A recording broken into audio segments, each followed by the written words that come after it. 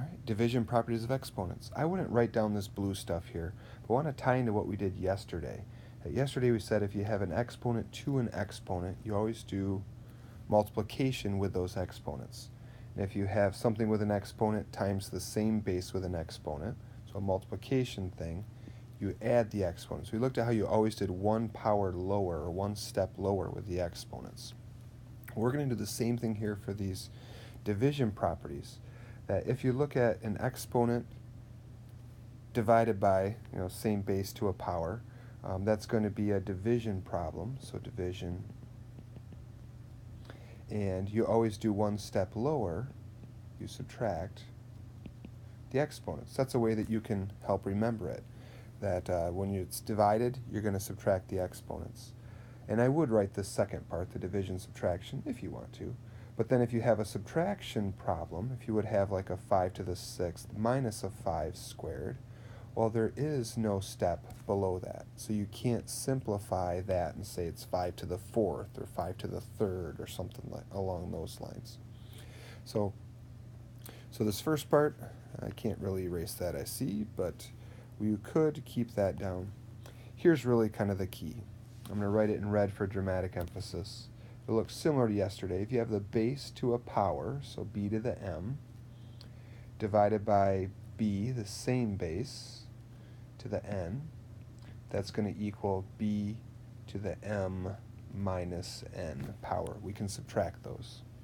So this here in red is going to be one of the main skills they're throwing at you today.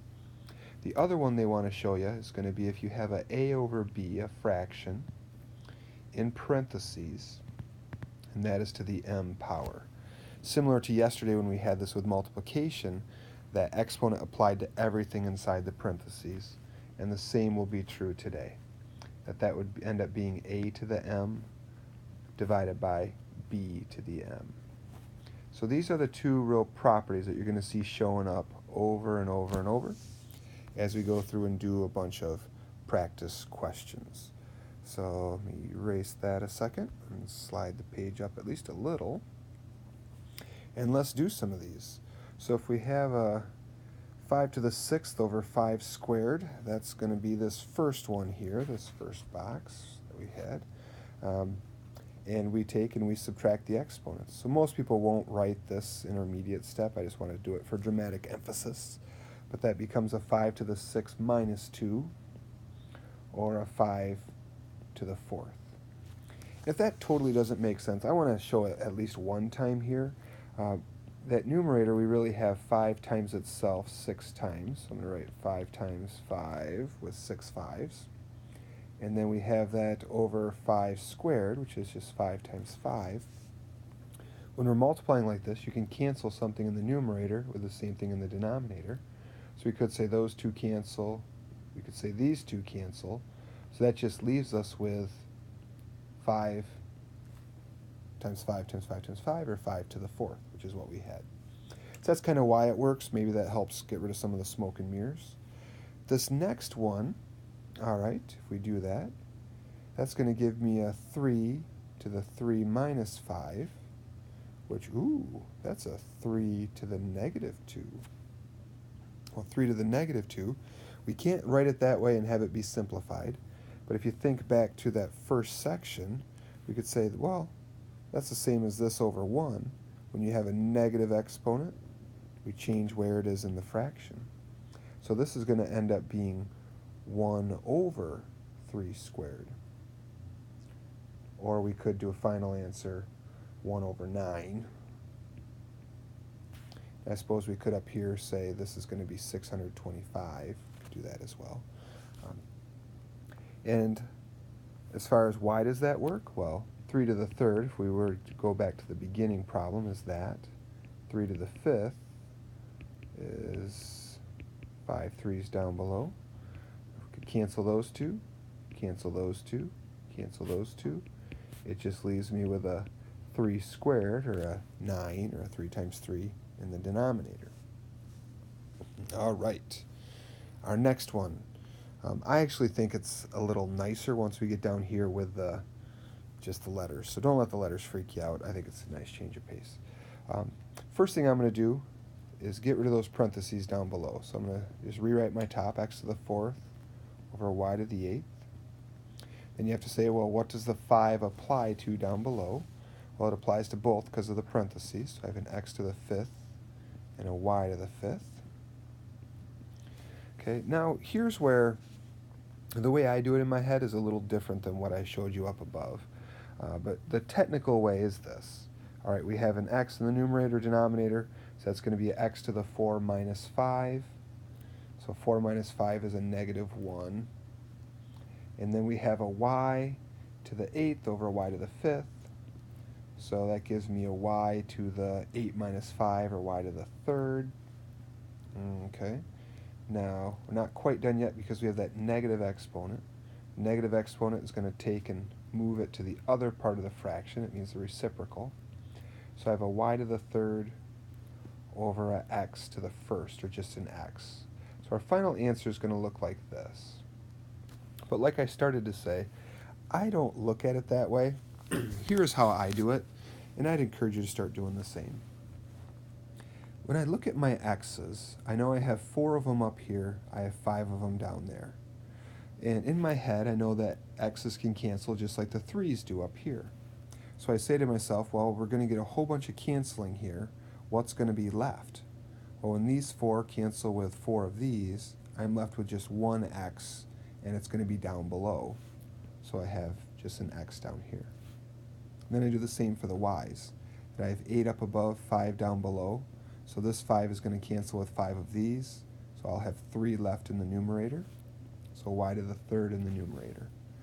So that's how I look at it. You could go through and subtract them like I diligently taught you, and then the answer always starts in the numerator, but if it's negative, it goes down below. Or you could say, well, I have 1 more down here, so I'll have 1 left here. I have 3 more up here, so I'll have 3 more up here. Okay, let's move ahead. And this 3 then applies to everything inside those parentheses. So I'm going to start out by writing 3 to the 3rd. And we'll actually write that as 27 in another step.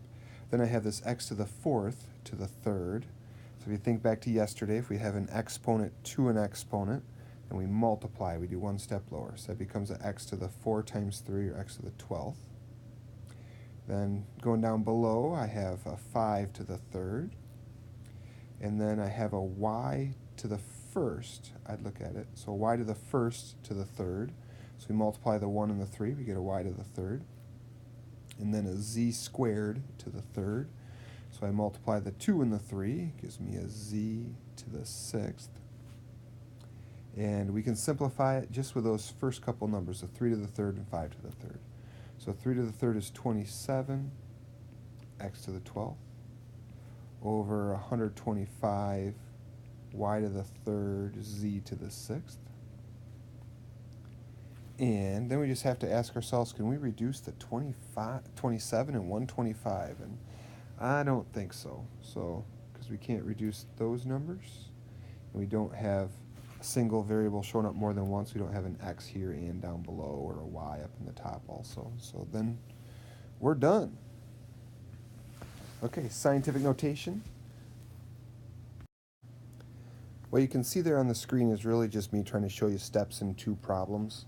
So if we have this first part right here, I'd encourage you to view that as, oh, here's a number divided by another number. So this one, really, I'm just going to say is the same as this.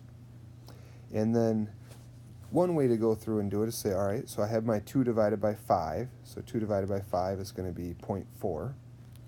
And 10 to the 5th divided by 10 squared, base is the same, so we can subtract the exponent, get a 10 to the 3rd. Let me slide this up a second. All right, now when I have that, I can look at this one of a couple different ways. One way is going to be to say, well, I have this 0.4 times 10 to the 3rd. I could move this thing over 1, like that, and then get it in normal scientific notation. I have 4 times 10, but that kind of uses up when I multiplied it by 10 to do that.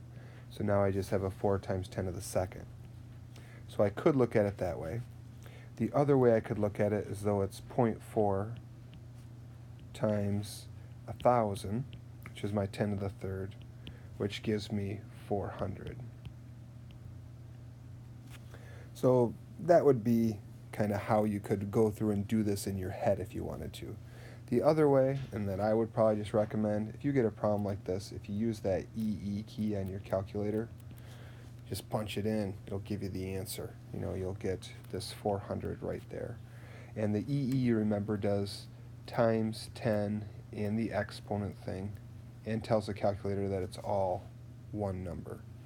So to punch it in, it'd be 2 and your EE key, and then a 5, then your division key, 5, the EE button, and then a 2, and then hit your equals. And if you punch all that in, it'll give you that 400 right there.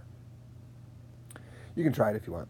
All right, very last problem. We are on the home stretch, my friends. All right, we have this here. We have the 2/5 to the -2. You could do this a couple different ways. Kind of the beginner way is people say, ooh, that's going to be a 2 to the -2 over a 5 to the -2. Miss my negative.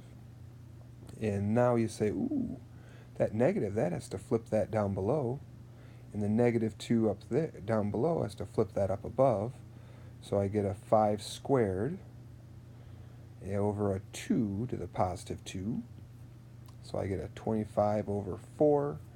And I suppose I probably should say, well, that's the same as 6 1/4 or 6.25, something like that. 6 1/4, 25 over 4, whatever. What I like doing first, though, is if I have this negative that applies to both the 2 and the 5, I like to save myself a little headache and say, well, I could flip this right away. And I have a 5 over 2. And when I do that, I kind of used up that negative, and now it's just to a +2. So I can see, that's 5 squared, or 25, all over 2 squared, or 4. So if you have parentheses like that in a negative, feel free to just take care of that negative at the beginning. So that's it for this section. Your ones in the homework, they'll be similar to a lot of these. Let me know if you have questions. It's really kind of fun when you get the hang of it.